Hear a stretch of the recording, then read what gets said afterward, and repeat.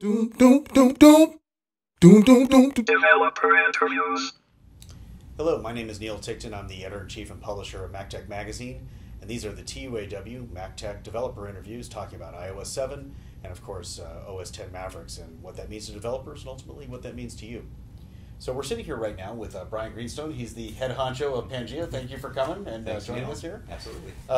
Let's start off with, we're starting to hear some stuff out of Apple about what iOS 7 is going to look like later this year, what OS 10 Mavericks is going to look like as the year goes on here as well. Let's start off with, what's your favorite feature? What are the things that you're liking here most about one or both of these OSs? Well, I'd say in iOS 7, it's the whole parallax thing, because that is like totally up my alley. That's the kind of thing I probably should have come up with years ago, because I used to do that kind of stuff.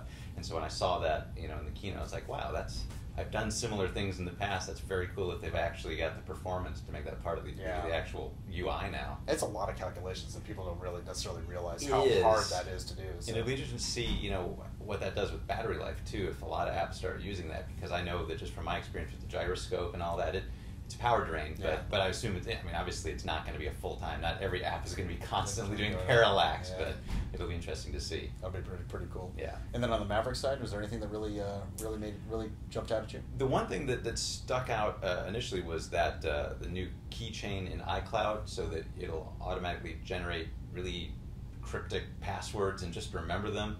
I'm hoping that works as well as it sounds like it would, because that'd be great, because then you don't have to screw around with having. I have basically like 3 sets of passwords, right? The one I don't care if anybody hacks because it's not on any important websites. The one that's kind of the medium security, and then the super high security one that I use for my bank accounts. Yeah. And it's like I'm always nervous because and then it's hard to remember any new passwords. So that thing I think would be cool. Yeah, no, that's really. I think for a lot of people, if it works right, it's going to be big. Absolutely. Still, kind of the issue of what do you do in a work group setting, of course, on being able to share passwords. Like if the network administrator has a password. Does his manager? How does they get the password? That's a big hole. Or if you're not even on your device, and suddenly you got to remember that 20 random number letter symbol combo, and you're like, I don't know. Which it's funny because they have found a lot of times that the most secure password are actually 2 unrelated words that are completely human intelligible, having nothing to do with the randomness, crazy thing. So, tell us a little bit about what Pangea is up to these days. What are you guys doing? Well, we are doing mostly multiplayer Game Center online iOS games. Yeah. So about a year ago, it was right before WWDC last year, we released a game called Airwings. It was a game that we really just did internally for fun. We didn't expect it to be as big as it was, and it actually got big enough right away. I think it was around WWDC last time, where it was in the top 10 overall apps, which blew us away, because this was a game we spent 5 weeks on. We just whipped it out. It was a quickie. We weren't even all that impressed with the graphics or anything. We actually took graphics from some of our older games and just used them. So there's tons of Bugdom 2 art in there. So we said, okay, this was a huge hit for us. It made a ton of money. Still today, a year later, it still makes a ton of money. We said we got to do something similar, so we did Airwings Intergalactic, which came out in March, which we actually spent time on. It looks great. New artwork, the whole 9 yards. Right. Yeah. So we were I'd actually started working on another multiplayer game, and funny thing was, normally when we finish a game, I don't touch it again. I'm so tired of playing it. I just want nothing to do with it. Airwings was so good that for the last year, I'd been playing it for a minimum of an hour a day. And part of that was testing, part of that was just for fun. And when we finished Airwings Intergalactic, from doing this all day long, I herniated a disc in my neck. No. So I've actually been taking the last couple of months off to kind of let it get back to normal, because even now, if I try to play the game for more than 10 minutes, if you added a disclaimer to playing the game, it just shows kids you shouldn't play with your iPad all day long. Yeah, that's pretty funny. So, but we'll do another multiplayer game once that fixes. Right. Development is held up by the herniated disc.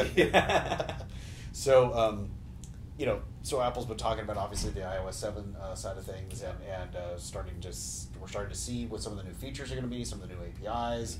How do you think that's going to impact what you guys are doing?